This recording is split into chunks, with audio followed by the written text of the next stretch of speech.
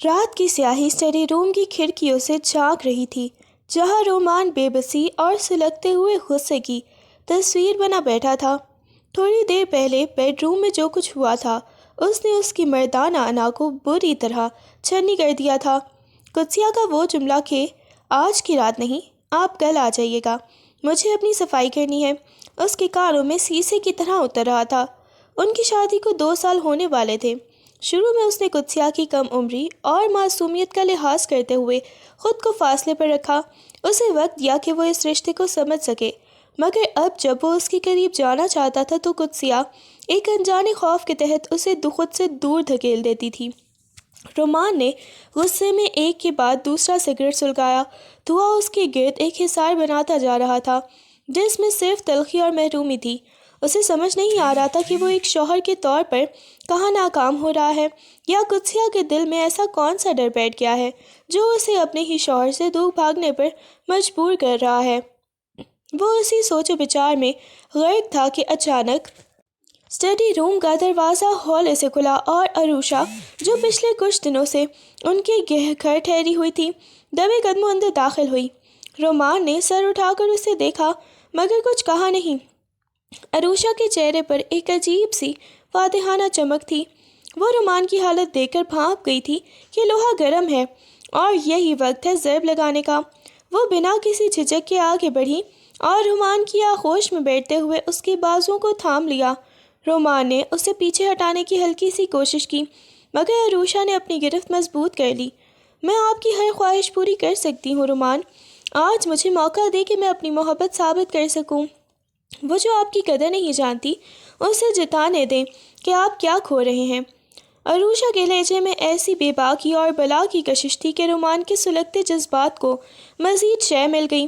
وہ اس کے سامنے جھکی، اس کے گریبان میں ہاتھ ڈالتے ہوئے اس کی رعنائیوں کو چھوا تو رومان کا سانس اکھڑنے لگا۔ عروشہ نے مسکراتے ہوئے رومان کی آنکھوں میں دیکھا اور پھر نیچے بیٹھ کر اس کی بیلٹ کی بکل پر ہاتھ رکھ دیا۔ رومان کا ذہن معوف ہو رہا تھا۔ ایک طرف قدسیہ کی سرد مہری تھی اور دوسری طرف عروشہ کی یہ گرم جوشی جو اسے پگھلا رہی تھی۔ عروشہ کی انگلیاں رومان کی بیلٹ پر رقص کر رہی تھیں اور اس کی نظریں رومان کے چہرے پر جمی تھیں جہاں غصے اور ہیجان کی ایک جنگ چھڑی ہوئی تھی۔ رومان، آپ کیوں اس دیوار سے سر ٹکرا رہے ہیں جو کبھی گرنے والی نہیں؟ عروشہ نے سرگوشی کی۔ اس کی آواز میں شہد جیسی مٹھاس اور زہر جیسی کاٹ تھی۔ رومان نے ایک گہرا کش لیا اور دھواں عروشہ کے چہرے پر چھوڑ دیا، مگر عروشہ پیچھے نہیں ہٹی بلکہ مزید قریب ہو گئی۔ وہ آپ سے ڈرتی ہے رومان، اسے آپ کی ضرورت نہیں، اسے بس اپنی صفائی عزیز ہے۔ لیکن مجھے دیکھو، میں نے برسوں آپ کا انتظار کیا ہے۔ آج کی رات آپ کی ہے اور میری ہے، اس کے بیچ میں کسی تیسرے کا ذکر بھی گناہ ہے۔ رومان کا ہاتھ بے اختیار عروشہ کے بالوں میں الجھ گیا۔ اس کے ذہن میں قدسیہ کا وہ خوف زدہ چہرہ گھوم رہا تھا جس نے اسے دھتکارا تھا۔ تمہیں ڈر نہیں لگتا عروشہ؟ اگر کسی نے دیکھ لیا تو؟ رومان کی آواز میں ایک عجیب سی کھوکھلی تھکن تھی۔ عروشہ نے ایک دلکش کہکا لگایا اور رومان کے گریبان کو تھوڑا اور جھکایا۔ ڈر اسے لگتا ہے جس کے پاس کھونے کو کچھ ہو، میرے پاس تو صرف آپ کو پانے کی چاہ ہے، اور یقین مانے میں آپ کو وہ سب دے سکتی ہوں جو قدسیہ کے بس کی بات ہی نہیں۔ وہ رومان کے گھٹنوں کے پاس اس طرح بیٹھی تھی جیسے کسی بادشاہ کے سامنے اس کی کنیز ہو، مگر اس کی آنکھوں میں چھپی سازش رومان کی سمجھ سے بالا تر تھی۔ وہ اسے شے دے رہی تھی، اسے اس کی مردانگی کا واسطہ دے رہی تھی، قدسیہ کے خلاف اکسا رہی تھی، اور رومان جو اس وقت جذبات کی روح میں بہہ رہا تھا اس کے بچھائے ہوئے جال میں دھیرے دھیرے قید ہوتا جا رہا تھا۔ رومان نے عروشہ کے کندھوں پر ہاتھ رکھ کر اسے خود سے دور کرنے کی ایک کمزور سی کوشش کی، مگر عروشہ کی آنکھوں میں موجود دعوت اور اشتعال اسے مفلوج کر رہا تھا۔ تمہاری ہمت کیسے ہوئی یہاں آنے کی عروشہ؟ تمہیں اندازہ بھی ہے کہ تم کیا کر رہی ہو؟ رومان کی آواز میں غصہ تو تھا مگر اس میں وہ پہلے جیسی کاٹ نہیں تھی، بلکہ ایک طرح کا تذبذب جھلک رہا تھا۔ عروشہ نے اس کے ہاتھوں پر اپنی گرفت مضبوط کی اور ایک دل ربا مسکراہٹ کے ساتھ اس کے چہرے کے قریب ہوئی۔ ہمت محبت دیتی ہے رومان، اور میں وہی کر رہی ہوں جو قدسیہ کو کرنا چاہیے تھا۔ کیا میں غلط ہوں؟ کیا آپ کو اس وقت ایک ایسے وجود کی ضرورت نہیں جو آپ کی تلخی کو سمیٹ سکے؟ رومان نے نظریں چرا کر دوبارہ سگریٹ کی طرف دیکھنا چاہا مگر عروشہ نے اس کا چہرہ اپنی طرف موڑ لیا۔ رومان، میں آپ کی خاموشی کا مطلب سمجھتی ہوں، آپ کا یہ تذبذب ہی میری جیت ہے۔ آپ ایک مرد ہیں اور ایک مرد کو جب اپنے گھر سے وہ نہیں ملتا جس کا وہ حقدار ہے تو باہر کی دنیا اسے پکارنے لگتی ہے۔ میں تو آپ کے اپنے گھر میں ہوں، آپ کے اتنے قریب کہ آپ میری دھڑکنیں بھی سن سکتے ہیں۔ رومان کا دل تیزی سے دھڑک رہا تھا۔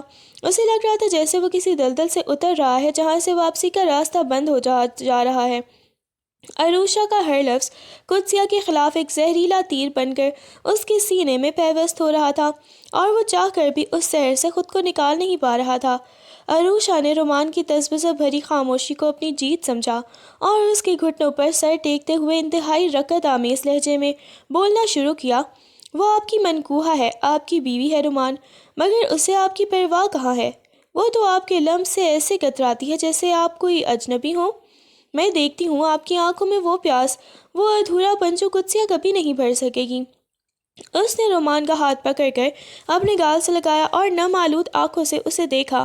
میں آپ کے لیے تڑپتی ہوں رومان، میری روح آپ کے نام کی مالا جپتی ہے۔ مجھے ایک بار موقع تو دیں، میں اپنی محبت کے دریا میں آپ کی ساری تلخیاں بہا دوں گی۔ رومان کا دل عروشہ کی ان باتوں سے مٹھی میں آتا محسوس ہو رہا تھا۔ اسے لگ رہا تھا جیسے عروشہ ہی وہ واحد انسان ہے جو اس کے دکھ کو سمجھ رہی ہے، جبکہ قدسیہ تو اسے صرف ٹھکرانا جانتی تھی۔ عروشہ نے اس کے گریبان کے بٹنوں سے کھیلتے ہوئے اپنی قربت کا جادو جگانا جاری رکھا۔ اس کا ہر لفظ رومان کے اندر ایک آگ لگا رہا تھا، وہ آگ جو قدسیہ کی سرد مہری نے بھڑکائی تھی، اور اب عروشہ اسے مزید ہوا دے کر رومان کے رہے سہے صبر کو ختم کر رہی تھی۔ رومان نے ایک گہرا سانس لیا۔ اس کی نظریں عروشہ کے پرکشش سراپے پر جمی تھیں اور ذہن میں قدسیہ کا وہ آخری جملہ گونج رہا تھا جس نے اسے اس حال تک پہنچا دیا تھا۔ کچھ دیر بعد قدسیہ کا غصہ ٹھنڈا ہوا تو اسے اپنی غلطی کا احساس ہونے لگا۔ وہ جانتی تھی کہ رومان اس وقت سخت تکلیف اور جھنجھلاہٹ میں ہوگا۔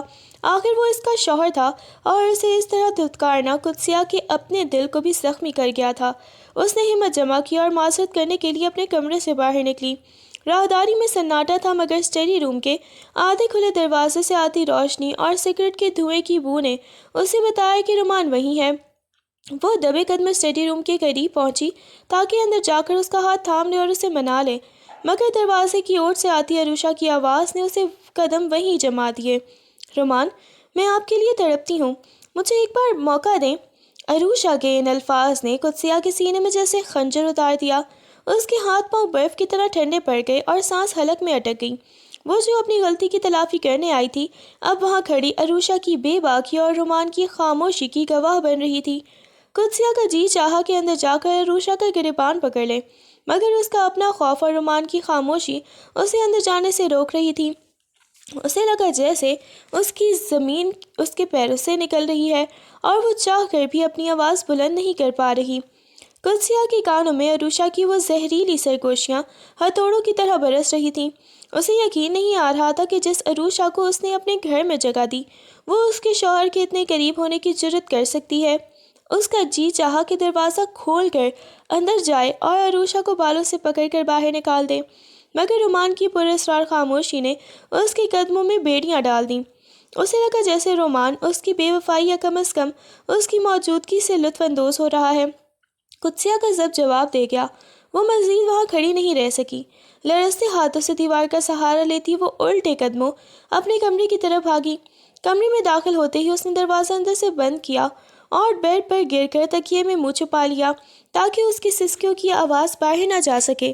میں تو معافی مانگنے گئی تھی رومان، میں تو سب ٹھیک کرنے گئی تھی، مگر آپ نے تو مجھے موقع ہی نہیں دیا۔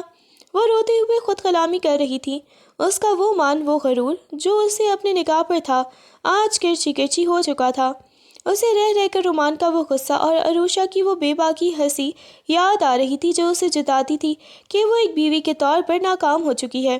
اس رات قدسیہ کی آنکھوں سے بہنے والے آنسو صرف دکھ کے نہیں تھے، بلکہ اس خوف کے بھی تھے کہ اب اس کا گھر اجڑنے والا ہے۔ اگلی صبح جب ناشتے کی میز سجی تو فضا میں ایک عجیب سی گھٹن اور بوجھل پن تھا۔ رومان کرسی پر بیٹھا خاموشی سے کافی کا کپ تھامے ہوئے تھا۔ اس کی آنکھیں رات بھر کے جاگنے کی وجہ سے سرخ ہو رہی تھیں اور چہرے پر بلا کی سختی تھی۔ قدسیہ نے لرزتے ہاتھوں سے آملیٹ کی پلیٹ اس کے سامنے رکھی، مگر رومان نے نظر بھر کر بھی اس کی طرف نہیں دیکھا۔ وہ بالکل ساکت اور برف کی طرح سرد تھا۔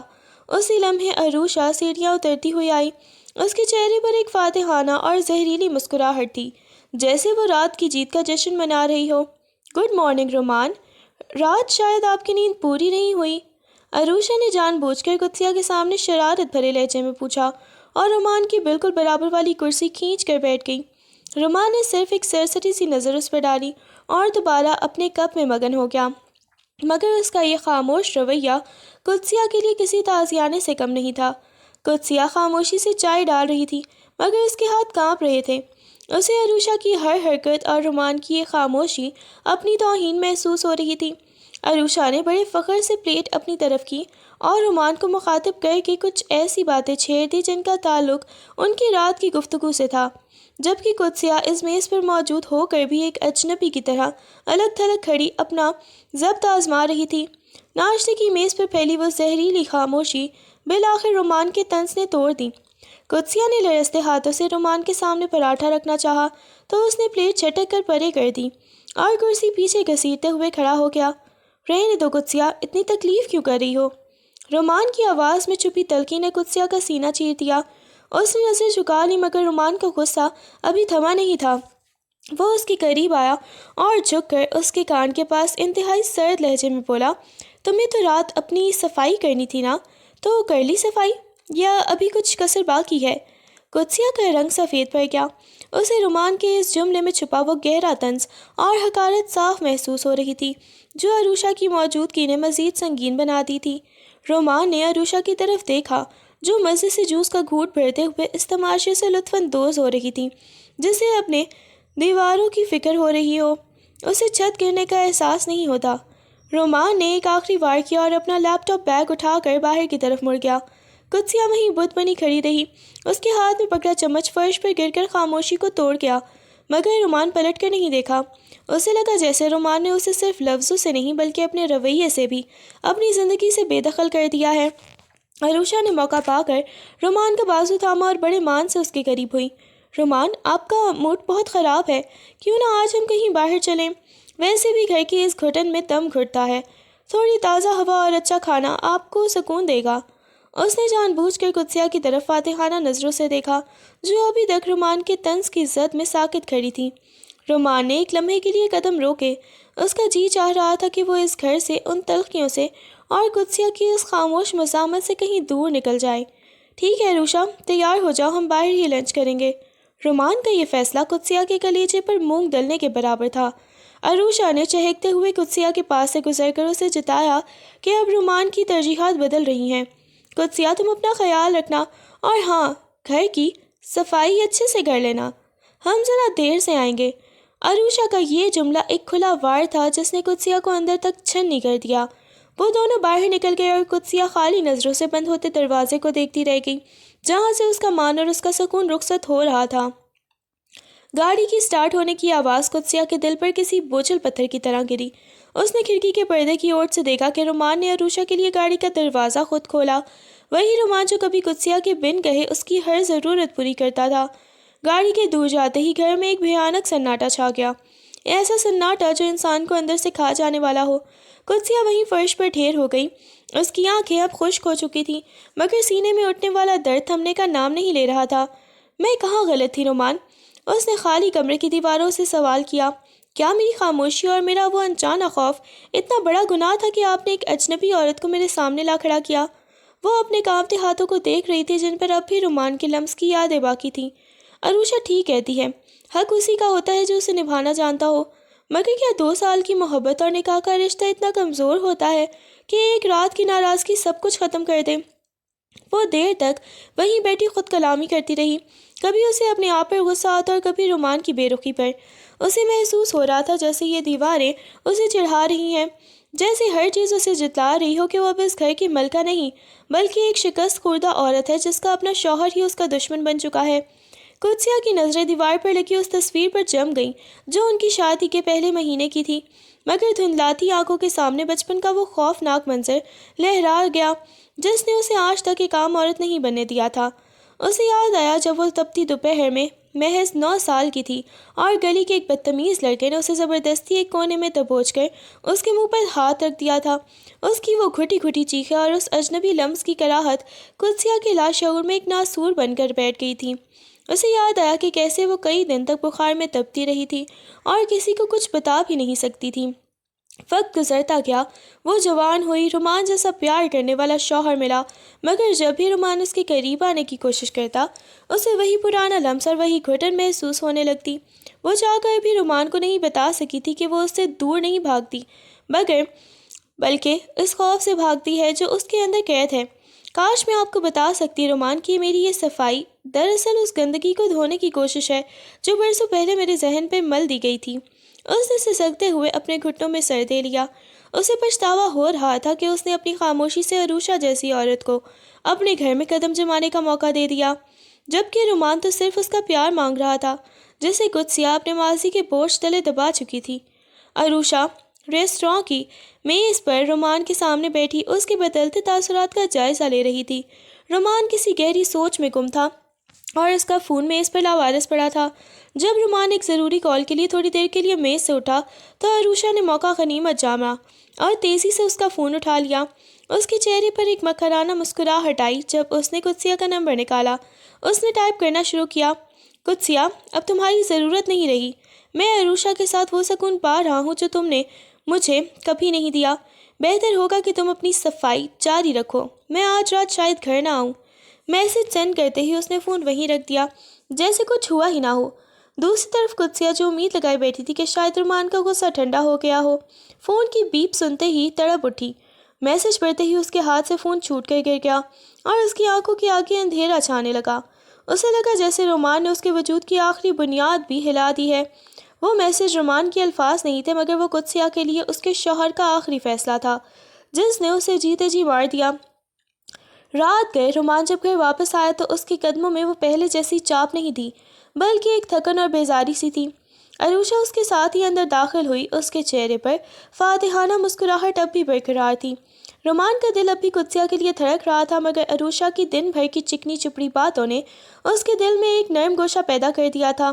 عروشہ محض کوئی اجنبی نہیں تھی، وہ رومان کے سگے چچا کی بیٹی تھی جس کے والدین برسوں پہلے ایک المناک حادثے میں رومان کے اپنے ماں باپ کے ساتھ ہی لقمۂ اجل بن گئے تھے۔ اس حادثے نے دونوں کو یتیم کر دیا تھا مگر عروشہ کو اس کی پھپھو اپنے ساتھ لے گئی تھی اور وہ وہیں پلی بڑھی تھی۔ کچھ عرصہ پہلے ہی وہ واپس آئی تھی اور رومان نے اسے بہنوں جیسا مان دے کر اپنے گھر میں جگہ دی تھی مگر عروشہ کے ارادے کچھ اور ہی تھے۔ رومان صوفے پر ڈھیر ہو گیا اور عروشہ نے بڑی ہمدردی سے اس کے سر کے پاس کھڑے ہو کر اس کے ماتھے پر ہاتھ رکھا۔ آپ بہت تھک گئے ہیں رومان، کاش کوئی ہوتا جو آپ کی اس تھکن کو سمجھتا، اس نے دھیمی آواز میں کہا۔ رومان نے آنکھیں بند کر لیں۔ اسے لگا جیسے عروشہ کی قربت اسے وہ سکون دے رہی ہے جو قدسیہ کی خاموشی نے چھین لیا تھا۔ وہ لاشعوری طور پر عروشہ کے اس بدلے ہوئے روپ سے متاثر ہونے لگا تھا، حالانکہ اس کے ضمیر کے کسی کونے میں قدسیہ کی محبت اب بھی دستک دے رہی تھی، مگر عروشہ کے بچھائے ہوئے جذباتی جال نے اسے اس قدر الجھا دیا تھا کہ اسے صحیح اور غلط کی تمیز دھندلاتی محسوس ہو رہی تھی۔ اگلی صبح قدسیہ کے چہرے پر آنسوؤں کی جگہ ایک عجیب سی ہمت اور سختی تھی۔ اس نے آئینے میں اپنی سوجی ہوئی آنکھیں دیکھیں اور فیصلہ کر لیا کہ وہ اپنے گھر کی بنیادیں اس طرح کسی تیسرے کے ہاتھوں مسمار نہیں ہونے دے گی۔ وہ کچن میں آئی جہاں عروشہ بڑے اطمینان سے ناشتہ کر رہی تھی جیسے وہ اس گھر کی مالکن ہو۔ قدسیہ اس کے سامنے جا کر کھڑی ہو گئی۔ اس کی نظروں میں وہ خوف نہیں تھا جو کل رات تھا۔ عروشہ، میں تمہارے اور رومان کے رشتے کا احترام کرتی ہوں کہ تم اس کے چچا کی بیٹی ہو، مگر یاد رکھنا کہ احترام کی بھی ایک حد ہوتی ہے۔ قدسیہ کی آواز میں غصے سے زیادہ ایک انتباہ تھا۔ عروشہ نے ہاتھ میں پکڑا چمچ وہیں روکا اور ایک تمسخرانہ مسکراہٹ کے ساتھ مڑی۔ اوہ، تو آج صفائی مہم ختم ہو گئی، اب ہوش آ گیا ہے؟ عروشہ نے طنز کیا۔ قدسیہ نے ایک قدم آگے بڑھایا اور اس کی آنکھوں میں آنکھیں ڈال کر بولی، ہوش مجھے پہلے بھی تھا، بس میں خاموش تھی۔ یہ میرا گھر ہے عروشہ، اور رومان میرا شوہر ہے۔ تم یہاں مہمان بن کر آئی ہو، مہمان بن کر ہی رہو تو بہتر ہوگا۔ میرے اور میرے شوہر کے بیچ میں آنے کی دوبارہ کوشش مت کرنا، ورنہ میں بھول جاؤں گی کہ تم یتیم ہو یا بے سہارا۔ عروشہ کا رنگ ایک لمحے کے لیے اڑا۔ اسے امید نہیں تھی کہ ڈر کر سہم جانے والی قدسیہ اس طرح پلٹ کر وار کرے گی، مگر اس کی مکار فطرت نے فوراً اسے سنبھلنے کا موقع دے دیا۔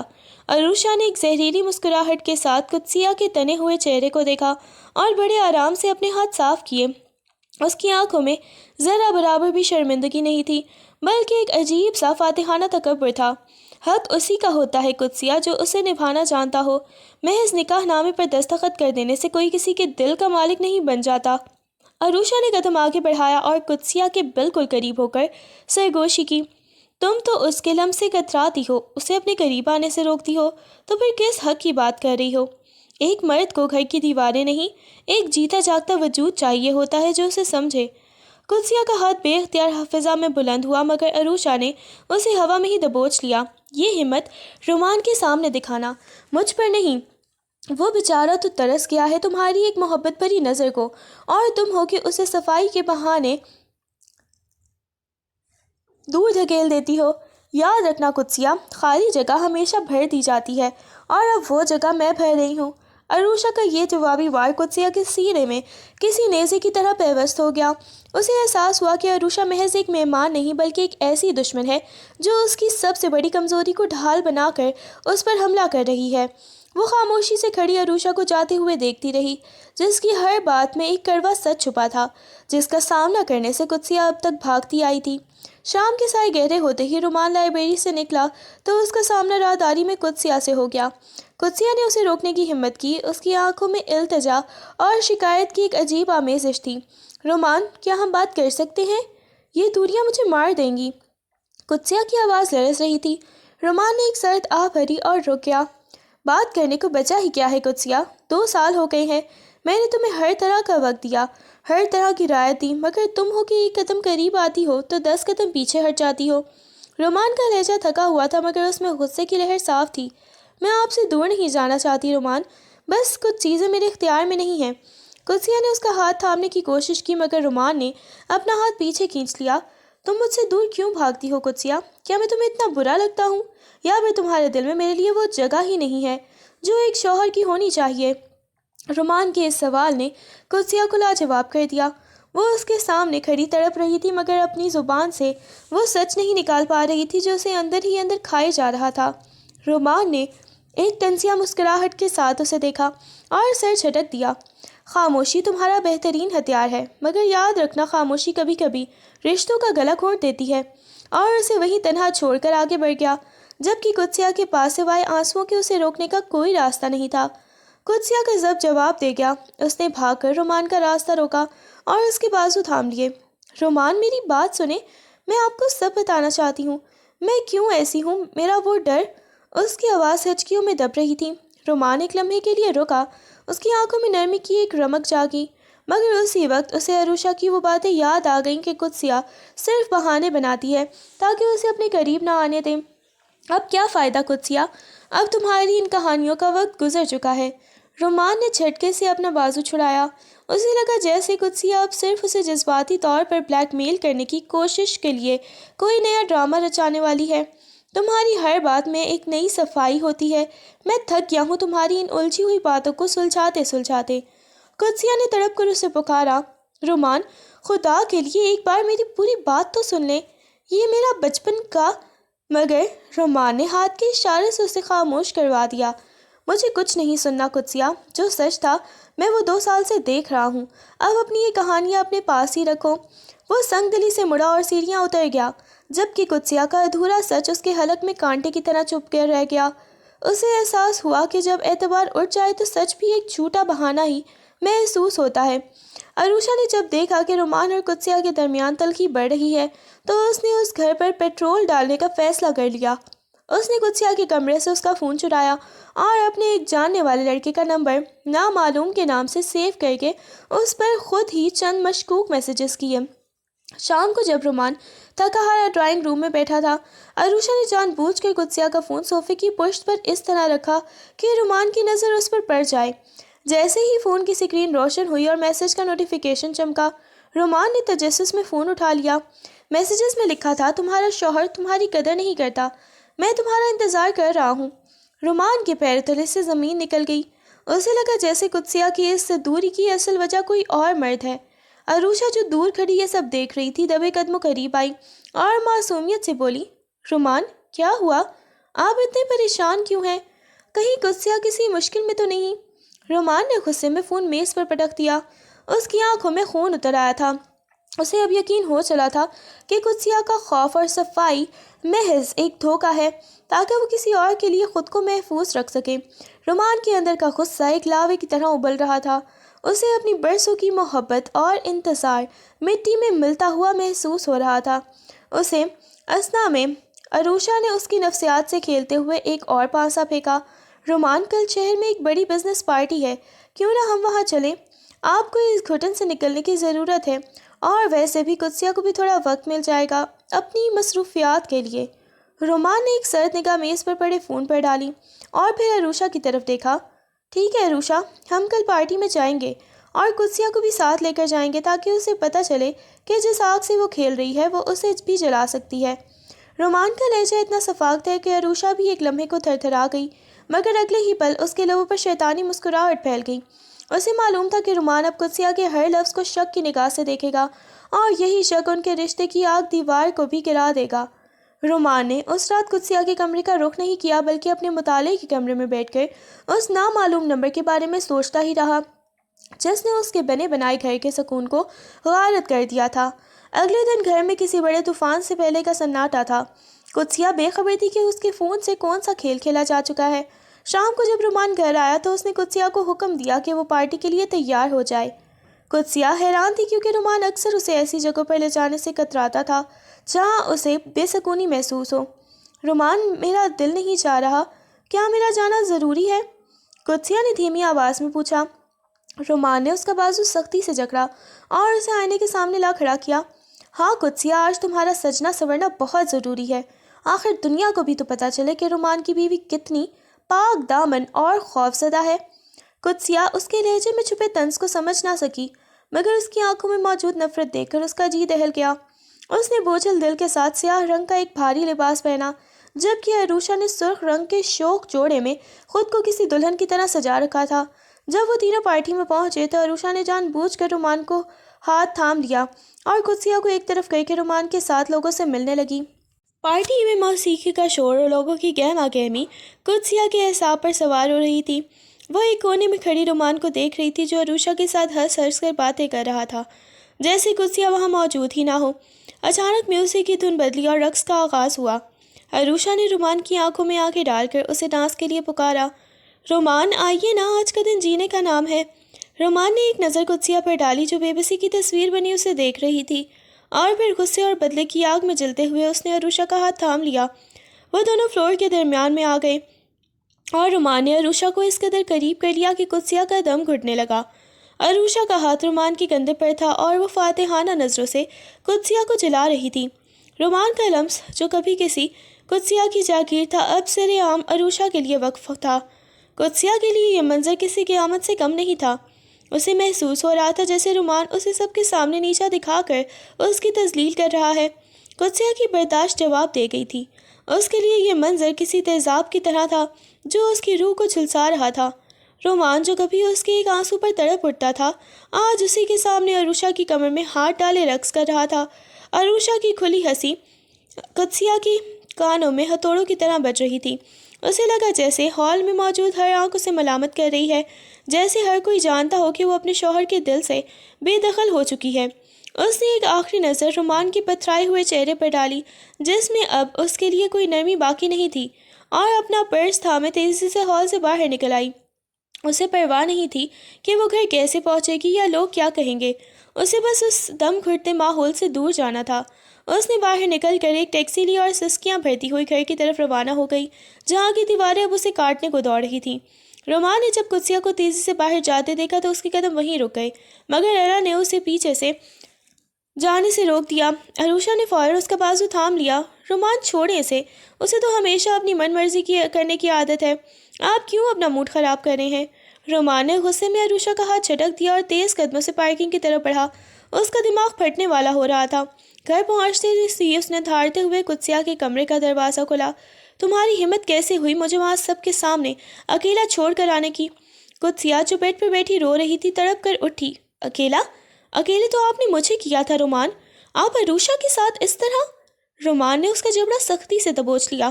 خاموش رہو، تم نے اپنی حدیں پار کر دی ہیں قدسیہ۔ تمہارا وہ ڈر، وہ صفائی، سب ایک ڈھونگ ہے۔ مجھے پتہ چل چکا ہے کہ تمہارے دل میں میرے لیے نہیں بلکہ اس نامعلوم کے لیے جگہ ہے۔ قدسیہ حیرت سے اسے دیکھنے لگی۔ اسے سمجھ نہیں آ رہا تھا کہ رومان کس بارے میں بات کر رہا ہے۔ قدسیہ کی خاموشی نے رومان کی آگ میں پیٹرول کا کام کیا۔ کیوں؟ اب زبان کو تالے لگ گئے؟ جب سچ سامنے آتا ہے تمہاری یہی حالت ہوتی ہے۔ رومان کا لہجہ اس قدر زہریلا تھا کہ قدسیہ کا وجود کانپنے لگا۔ وہ اسے بتانا چاہتی تھی کہ وہ غلط سمجھ رہا ہے، وہ اسے اپنے فون کے بارے میں بتانا چاہتی تھی، مگر رومان اسے بولنے کا موقع ہی نہیں دے رہا تھا۔ اس کی ہر خاموشی رومان کے لیے ایک اعتراف جرم بنتی جا رہی تھی۔ تم جیسی عورتیں صرف مظلوم بننا جانتی ہیں۔ رومان نے اسے جھٹکا دے کر بیڈ پر گرایا اور کمرے سے باہر نکل گیا۔ قدسیہ فرش پر ڈھیر ہو کر ہچکیاں لینے لگی۔ اسے احساس ہو رہا تھا کہ وہ جس شخص کو چھپائے بیٹھی ہے، اب وہ سچ بتانے کا وقت بھی ہاتھ سے نکل چکا ہے۔ اعتبار کی ڈور اتنی بری طرح ٹوٹی تھی کہ اب اسے جوڑنا ناممکن لگ رہا تھا۔ اگلے دن عروشہ نے دیکھا کہ لوہا پوری طرح گرم ہے، اب اسے حتمی ضرب لگانی چاہیے۔ وہ رومان کے پاس اسٹڈی روم میں چلی گئی جہاں وہ سر پکڑے بیٹھا تھا۔ رومان، میں آپ کو اس حال میں نہیں دیکھ سکتی۔ قدسیہ آپ کے لائق نہیں ہے، وہ آپ کی زندگی برباد کر رہی ہے۔ اس نے رومان کے کندھے پر ہاتھ رکھتے ہوئے بڑی ہمدردی سے کہا۔ رومان نے سر اٹھا کر اسے دیکھا۔ اس کی آنکھیں سرخ تھیں۔ تو میں کیا کروں عروشہ؟ میں نے تو 2 سال اس کا انتظار کیا ہے۔ عروشہ نے جھک کر اس کے کان میں سرگوشی کی۔ اس رشتے کو ختم کر دے رومان، اسے آزاد کر دے تاکہ وہ اپنی مرضی کی زندگی گزار سکے اور آپ کو بھی وہ سکون مل جائے جس کی آپ حقدار ہے۔ طلاق ہی واحد راستہ ہے۔ رومان کے کانوں میں طلاق کا لفظ گونجا تو اسے ایک جھرجھری سی آئی، مگر قدسیہ کی بے رخی اور اس مشکوک میسج نے اسے اس فیصلے کی طرف مائل کر دیا۔ رومان نے لرزتے ہاتھوں سے قلم اٹھایا اور وکیل کو فون کر کے طلاق کے کاغذات تیار کرنے کا کہہ دیا۔ اسے لگ رہا تھا کہ جیسے وہ اپنی زندگی کا سب سے مشکل مگر ضروری فیصلہ کر رہا ہے۔ عروشہ کی آنکھوں میں ایک شیطانی چمک تھی۔ وہ جانتی تھی کہ ایک بار کاغذات تیار ہو گئے تو قدسیہ کا اس گھر میں پتہ صاف ہو جائے گا۔ رومان نے شام تک وہ کاغذات منگوا لیے۔ وہ صرف قدسیہ کو ڈرانا چاہتا تھا، اسے جتانا چاہتا تھا کہ وہ اسے کھو سکتا ہے، مگر اس کا یہ قدم ان کے رشتے کی تابوت میں آخری کیل ثابت ہونے والا تھا۔ اس نے وہ لفافہ میز پر رکھا اور قدسیہ کو پکارا۔ قدسیہ، ادھر آؤ، تمہارا وہ مسئلہ حل ہو گیا ہے جس کی وجہ سے تم مجھ سے دور بھاگتی تھی۔ اب تم ہمیشہ کے لیے آزاد ہو سکتی ہو۔ قدسیہ نے جب میز پر پڑے وہ منحوس کاغذات دیکھے تو اس کا دل جیسے سینے میں ہی رک گیا۔ قدسیہ کی نظریں میز پر پڑے ان سفید کاغذات پر جم گئی جن پر جلی حروف میں طلاق نامہ لکھا ہوا تھا۔ اسے لگا جیسے کمرے کی چھت اس پر آ گری ہو اور زمین اس کے پیروں سے کھسک گئی ہو۔ 2 سال کی محبت، وہ انتظار، وہ نکاح کی پاکیزہ بول، سب ان چند کاغذات کے نظر ہوتے جا رہے تھے۔ اس نے لرزتے ہاتھوں سے وہ لفافہ اٹھایا اور رومان کی طرف دیکھا جس کی آنکھوں میں اب صرف انتقام اور سرد مہری تھی۔ اگر آپ یہی چاہتی ہیں تو ٹھیک ہے رومان۔ قدسیہ کی آواز اتنی مدھم تھی کہ خود اسے بھی سنائی نہ دی۔ میں نے سوچا تھا کہ آپ میرے خاموش دکھ کو سمجھیں گے، مگر آپ نے تو اس رشتے کو تماشا بنا دیا۔ اگر میری آزادی ہی آپ کا سکون ہے تو میرا یہ سودا مجھے منظور ہے۔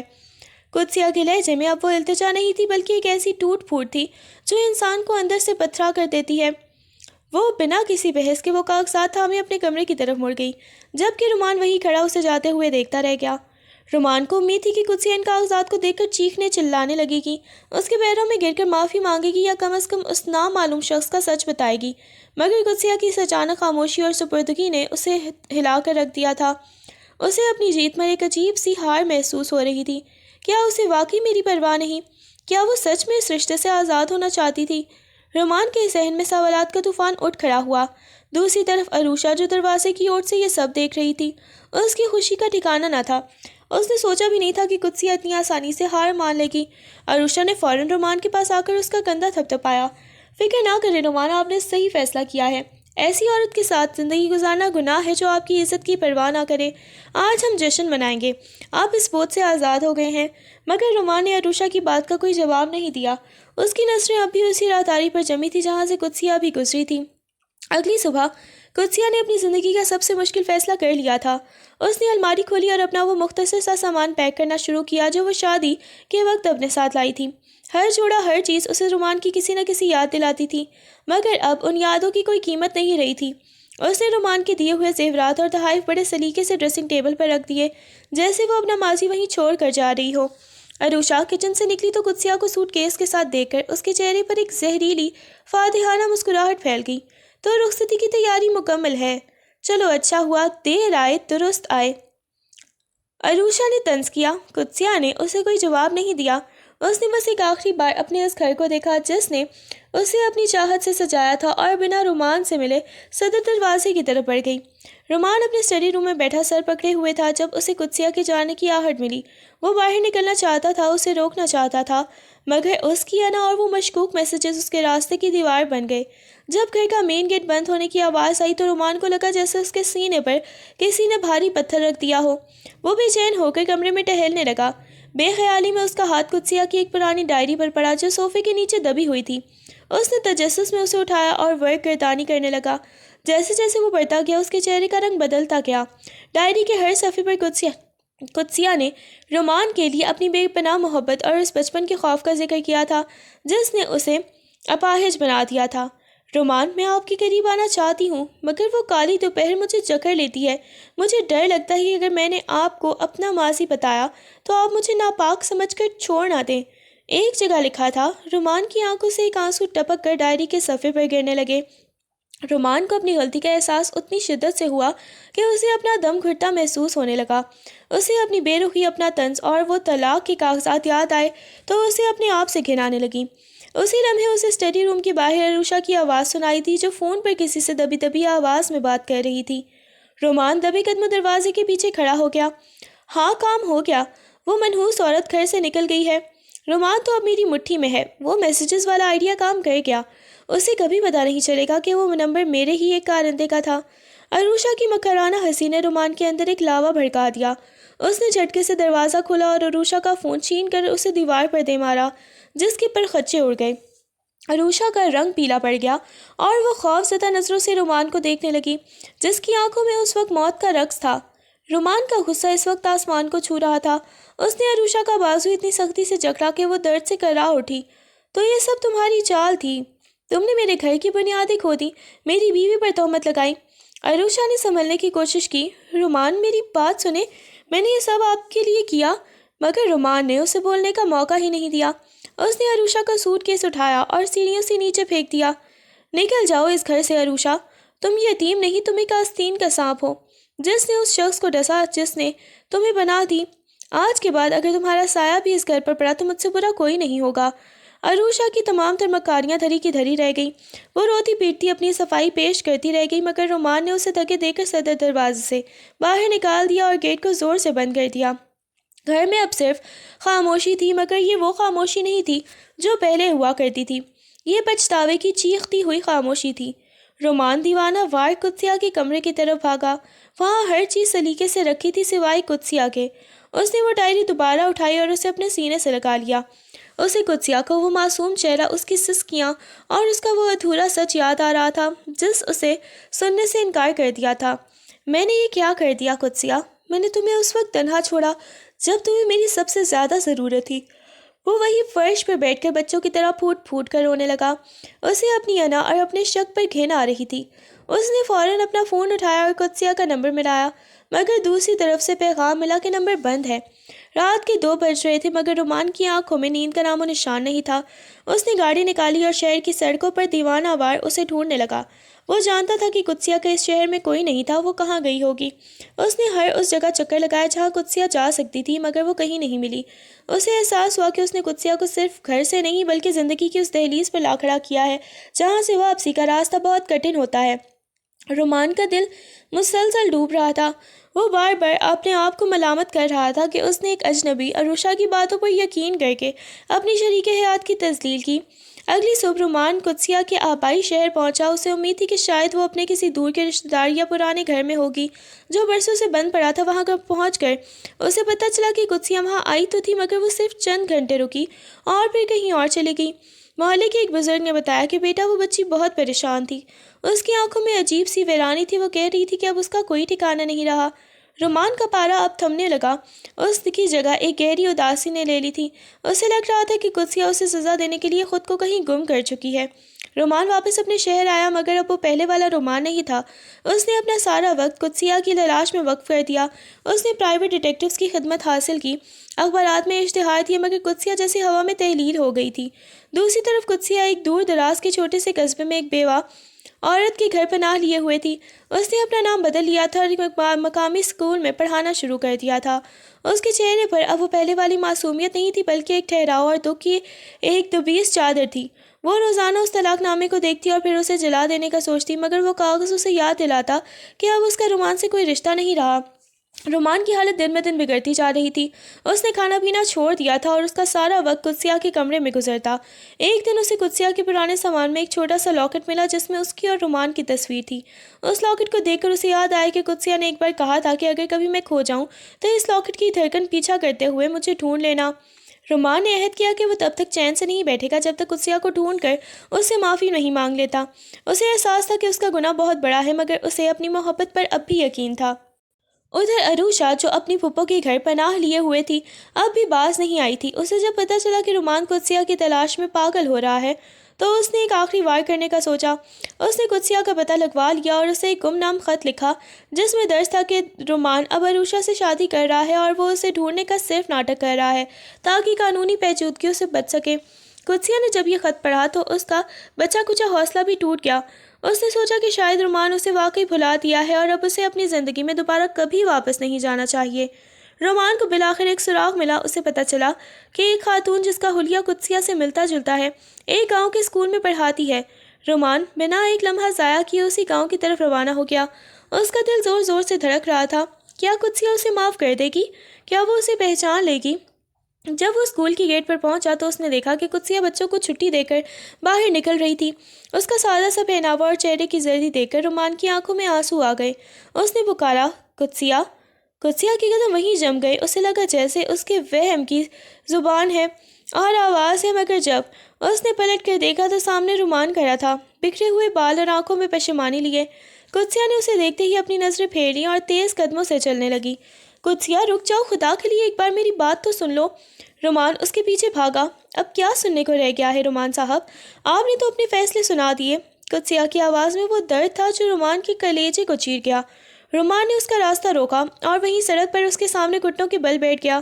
میں گنہگار ہوں قدسیہ، میں نے عروشہ کی باتوں میں آ کر تمہیں بہت دکھ دیا، مگر مجھے سچ کا پتہ چل گیا ہے، میں نے اسے نکال دیا ہے۔ میں نے تمہاری ڈائری پڑھ لی ہے۔ رومان کی آواز ہچکیوں میں گم ہو گئی۔ قدسیہ یہ سن کر ساکت رہ گئی۔ اسے یقین نہیں آ رہا تھا کہ رومان کو اس کے ماضی کا پتہ چل چکا ہے۔ قدسیہ نے رومان کو زمین پر بیٹھے دیکھا تو اس کا دل پسیج گیا، مگر اس کے زخم اتنے گہرے تھے کہ وہ اتنی جلدی بھرنے والے نہیں تھے۔ ڈائری پڑھنے سے تو سچ پتہ چل گیا ہوگا رومان، مگر وہ اعتبار جو آپ نے سب کے سامنے نیلام کیا تھا وہ کہاں سے لائیں گے؟ قدسیہ نے رخصت ہوتے ہوئے کہا۔ رومان وہیں کھڑا رہا۔ اسے معلوم تھا کہ یہ سفر لمبا ہے، مگر اس نے تہیہ کر لیا تھا کہ وہ قدسیہ کا اعتبار دوبارہ جیت کر ہی دم لے گا۔ اس نے اسی گاؤں میں قیام کا فیصلہ کیا تاکہ وہ روز قدسیہ کو اپنی ندامت کا احساس دلا سکے۔ رومان نے گاؤں کی ایک چھوٹی سی سرائے میں ٹھکانہ کر لیا۔ وہ روزانہ اسکول کے باہر کھڑا ہوتا، قدسیہ کے لیے پھول لاتا یا کبھی اس کی پسند کی کوئی کتاب، مگر قدسیہ اسے دیکھ کر نظریں پھیر لیتی۔ ایک دن بارش تیز ہو رہی تھی اور قدسیہ اسکول سے نکل رہی تھی۔ رومان چھتری لیے اس کے پاس پہنچا، مگر قدسیہ نے چھتری لینے سے انکار کر دیا اور بھیگتی ہوئی آگے بڑھ گئی۔ رومان بھی اس کے پیچھے پیچھے بھیگتا رہا۔ قدسیہ تم مجھے سزا دو، مارو، مگر یوں اجنبی نہ بنو۔ میں نے عروشہ کو اس کے انجام تک پہنچا دیا ہے، اب صرف تم ہو۔ رومان کی آواز بارش کی بوندوں کے شور میں دب کر رہ گئی تھی، مگر قدسیہ کے دل کی دیواریں آہستہ آہستہ لرزنے لگیں۔ اسی دوران عروشہ نے اپنی آخری چال چلی۔ اسے جب پتہ چلا کہ رومان گاؤں میں قدسیہ کے پیچھے ہے تو اس نے کچھ گنڈوں کو پیسے دے کر قدسیہ کو ڈرانے کا منصوبہ بنایا تاکہ وہ رومان سے متفر ہو جائے۔ ایک شام جب قدسیہ اکیلی گھر لوٹ رہی تھی، ان گنڈوں نے اسے گھیر لیا۔ قدسیہ کو پرانا خوف ماضی کا وہ حادثہ بیدار ہو گیا اور وہ ساکت کھڑی کانپنے لگی۔ عین اسی وقت رومان وہاں پہنچ گیا جیسے اسے غیبی اشارہ ملا ہو۔ اس نے اپنی جان کی پرواہ کیے بغیر ان گنڈوں کا مقابلہ کیا۔ اسے کافی چوٹیں آئیں، اس کا سر پھٹ گیا اور وہ خون میں لت پت ہو گیا، مگر اس نے قدسیہ کو آنچ نہیں آنے دی۔ رومان کو زخمی حالت میں دیکھ کر قدسیہ کی ساری ناراضگی ریت کی دیوار ثابت ہوئی۔ وہ بھاگ کر اس کے پاس پہنچی اور اس کا سر اپنی گود میں رکھ لیا۔ رومان آنکھیں کھولیں، آپ کو کچھ نہیں ہوگا۔ قدسیہ کی چیخ گاؤں کی خاموشی کو چیر گئی۔ اسے پہلی بار احساس ہوا کہ رومان کی محبت اس کی غلطی سے کہیں بڑی تھی۔ وہ اسے ہسپتال لے گئی اور رات بھر اس کے سراہانے بیٹھی رہی۔ جب رومان کو ہوش آیا اور اس نے دیکھا کہ قدسیہ اس کا ہاتھ تھامے رو رہی ہے، تم آ گئی؟ رومان نے کمزور آواز میں پوچھا۔ قدسیہ نے صرف سر ہلایا اور اس کے سینے سے لگ کر پھوٹ پھوٹ کر رو دی۔ ہسپتال سے فارغ ہونے کے بعد قدسیہ اسے اپنے چھوٹے سے گھر لے آئی۔ وہاں رومان نے دوبارہ وہی ڈائری نکالی۔ قدسیہ، مجھے تمہارے ماضی سے کوئی گلہ نہیں، بلکہ مجھے فخر ہے کہ تم نے اتنے بڑے بوجھ کے ساتھ میرا ساتھ نبھایا۔ میں وعدہ کرتا ہوں کہ اب تمہاری صفائی کی عادت پر کبھی طنز نہیں کروں گا، بلکہ میں خود تمہارے ساتھ مل کر ان یادوں کو دھو ڈالوں گا۔